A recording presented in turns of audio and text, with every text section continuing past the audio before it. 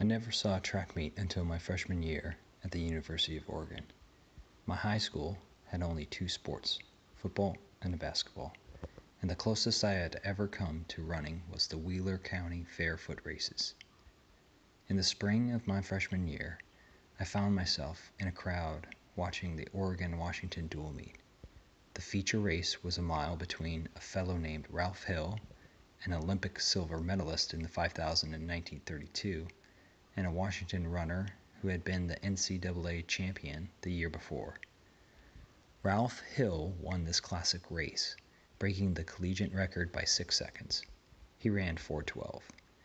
I suppose I've been a track fan, a distance fan, ever since.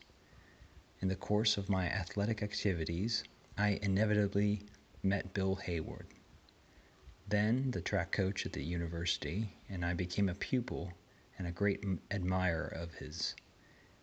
He taught me how to sprint, as differentiated from just running. Without his teaching, I would have lacked the talent to play football, which was my major sport.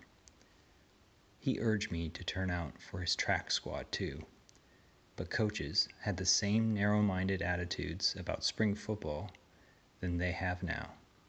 I didn't have the experience to realize that if you're going to make the football team, you're going to make it. If you're not good enough, playing spring football isn't going to make much difference. I didn't turn out for track seriously until I completed my football eligibility. I ran the quarter mile and was fast enough to make the mile relay team that set the university record at 3:20 flat. By comparison, the current generation of quarter milers at the University of Oregon has run about 3 minutes and 4 seconds. Of course, today's athletes train longer, the facilities are better, they're healthier, and I wouldn't be a very good coach if the records weren't faster. Coaching styles have changed too, but I think the principles remain the same. Types of application change, but basic principles don't. They're like the law of gravity. People talk about the new method of interval training. Interval training in crude form is probably as old as running itself. Continuous, steady training is as old as running too. All that has changed is our use of these methods. Whatever I've done here at the University of Oregon is based on a few unchanging principles and on what I've learned from my own coach, Bill Hayward, and what I've learned over the years from other coaches and from the athletes. Why is the University of Oregon so successful in distance running? Because the good runners go there, or because they become good when they're here? I'm asked this question at least once a year. Someone asked me this 15 years ago, after we had our first sub-4 minute miler. I told him fictitiously, it's because of the hormones in our cabbages. Seriously, I can't answer this question except by saying both.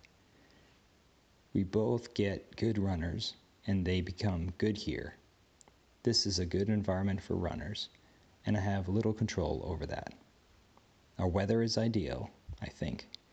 Our opponents criticize Oregon as too cold and wet. But we've had world American record holders at every distance from 60 yards to the marathon. It's invigorating here. Several of my critics have said, Bowerman just tacks up a piece of paper in the locker room and turns his runners loose. They're partially right. I do give the athletes relatively free rein, and for good reason. One of those principles I was talking about is don't overcoach. This is for the runner's benefit as well as mine. The university track coach works with athletes in 10 types of events. There is no way he can be with all these athletes at the same time. I figure if I can be with a man or group of men once a week, I actually see them only about every 10 days. Remember, we only get these people for about an hour and a half a day. They're going to school. If they're good students, They want to make a little bit of time they have available for track fit their needs as well as the teacher's needs. So I tack up a schedule and leave it to the athlete to do the work. If I'm doing my job right, he will run, not because he's constantly being watched, but because he enjoys running and sees value in it. If a person likes his activity, there's no need to force him to do it. A banker friend of mine recently told me that he doesn't feel like he has worked a day in his life because he enjoys banking so much. A banker must practice his banking virtually 12 months a year, and a runner must do the same with his running. If he doesn't do it and doesn't enjoy it, he's never going to reach the top. Well, he may not reach the top anyway, but if he enjoys his running, he is getting one of the big prizes that comes from this activity. I think a person can make the most of his running experience if he is enjoying it, if he has a plan, if his objectives are realistic, and if he carries on over an extended period of time. If he becomes tired of running, he should lay off for a while.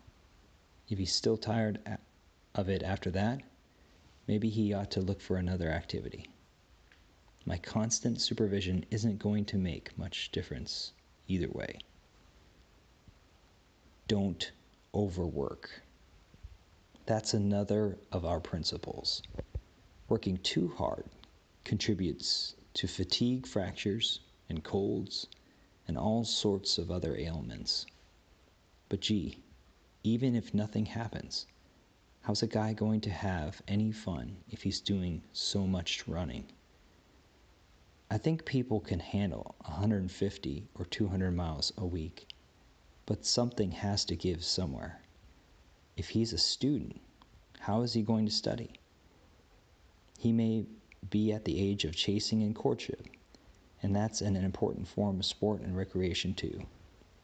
If he's a young coworker or a family man, he has those obligations to consider.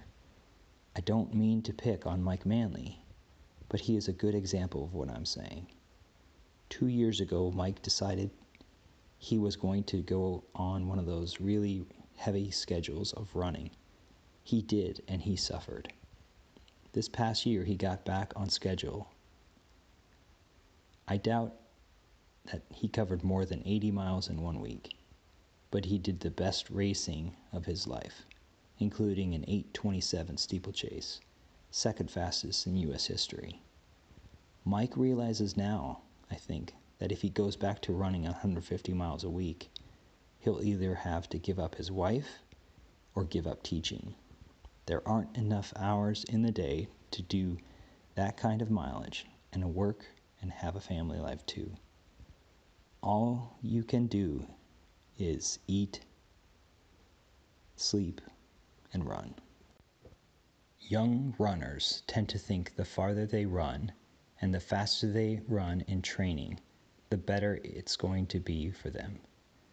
They see that so and so is running 150 miles a week, and they think they have to do the same. Let me say here, I've never had anyone that has run successfully, I say successfully, on over 100 miles a week. And I've had fellows run as little as 25 miles a week and race very, very effectively. The main question is still, what can a man do when he steps on the track? A runner can have just as much success, if not more success, by finding what his limits in relation to his progress. It just doesn't make sense to think, I'm going to win a gold medal because I've run farther than anyone else. The gold medal is going to come to the guy who makes the very best preparation and has the talent to go with it. If all there is to it is covering the most miles, well, they ought to give the medal for that. Maybe that would take care of all these fools who want to put in so many miles. This principle of not overworking ties in with another of our methods, the hard-easy system. This means that you train relatively hard one day, then go easy the next. I think the same principle applies to competition. If we could arrange a schedule with a hard competition every second or third week, I think there would be better progress. Training hard every other day works well for most people, but occasionally a person, Kenny Moore for instance, progresses on 2 easy days between hard ones. Then there'll be a real bull who works hard on 2 days and an easy one. The every other day load isn't enough for him. But our runners still employ the hard, easy principle. As far as actual workouts go, there's nothing startling, new, or different about ours.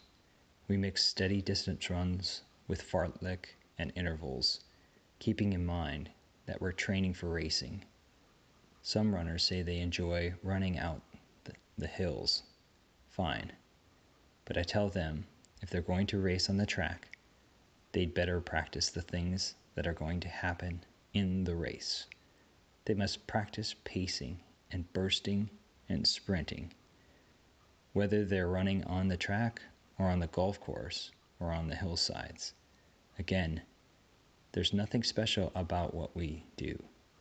Our basic ingredients are the same as those available to all other runners. Maybe the recipe for combining them varies somewhat. Our racing, I suppose, is tempered by the climate of Oregon and by the same principles that apply to training. We do what is convenient and comfortable here. It's uncomfortable to prepare for an indoor season, so our runners rarely compete indoors. We don't have an indoor track and don't need one. We do compete in cross country.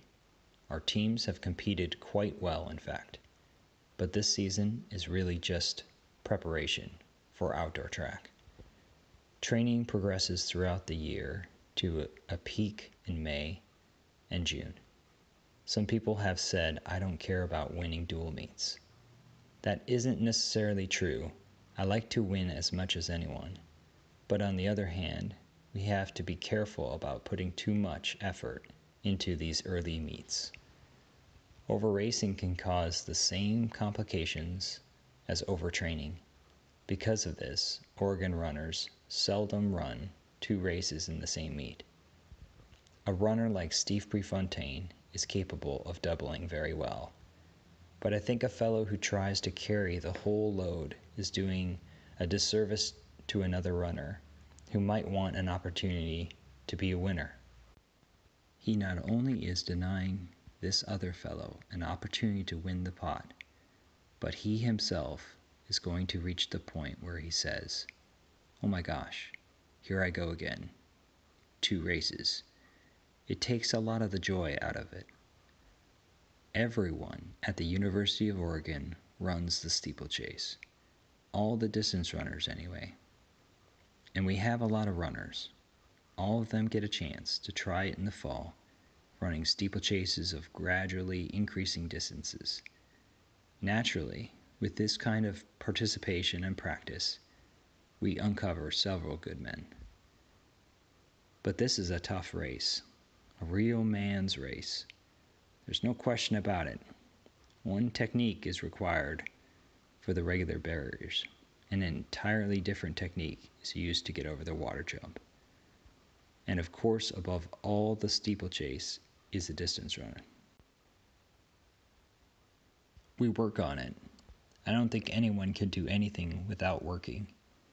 But you have to be careful how much work you do. Running those steeplechase barriers too much, particularly the water jump, can be damaging to ankles, knees, and legs. We set up hurdles and encourage the steeplechasers to run them while they're warming up. They only go over the water jump about 4 times, 1 day a week. That thing can be murder. If you hit it wrong, you get injured. You get a nice bath, or you drown. These people know it's a tough race. It's so tough that I think one race a month is plenty. Steve Savage, who ran an 8:29 last year, only ran 4 steeplechases before the national championships. We knew he could steeplechase, and he didn't need to prove anything. After he qualified for the nationals, the only place he ran was where it was going to make a difference. The same with Mike Manley. He ran one race before the AAU championships, where he did 8:27. The steeplechase is kind of like apple pie. It's good, but you can't have it all the time. I have tinkered with running shoes for years, mainly because the shoe manufacturers have never gotten the message on what runners need. I think that I can make the best possible shoe for our needs. It's nothing that any good cobbler couldn't do if shown how, but almost all shoes are now mass-produced. I started my shoemaking from scratch, playing around with it in the evenings many years ago. I guess I must have made about 40 before I came up with something useful.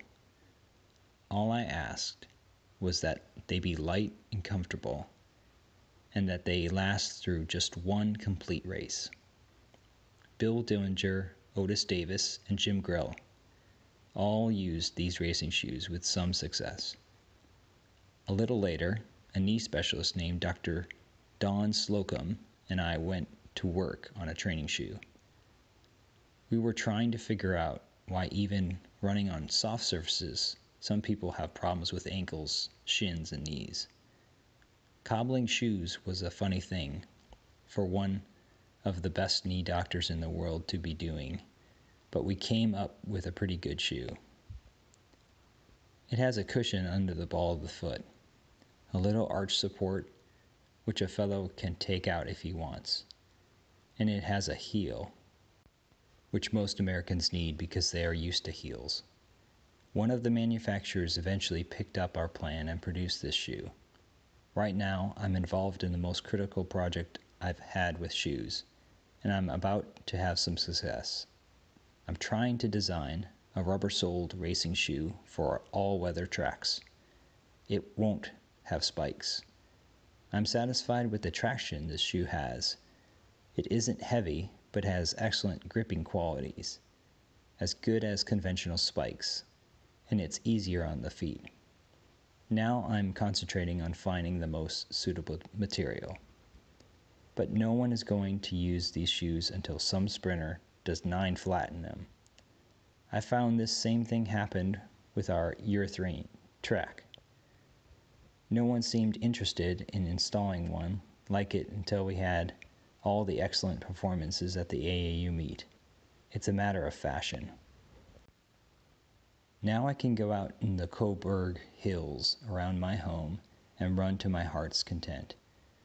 I can run 3 or 4 miles, stopping along the way to pick mushrooms.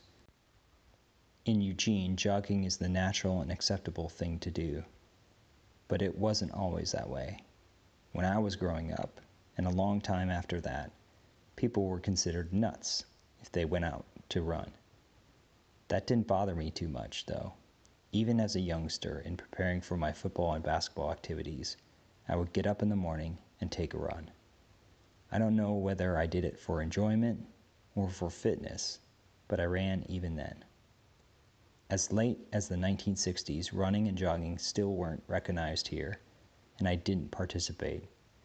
Then I made a trip to New Zealand, where Arthur Lydiard was having tremendous influence.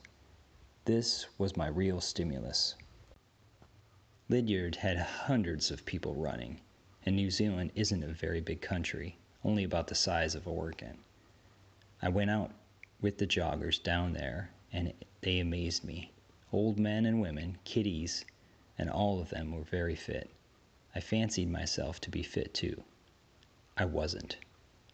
This was an eye-opener. I came back here and was asked about the athletes in New Zealand. I said they're like athletes anywhere. If they train, they get fast. But I said the most impressive thing I saw in New Zealand was the jogging program. I felt we should start the same thing here.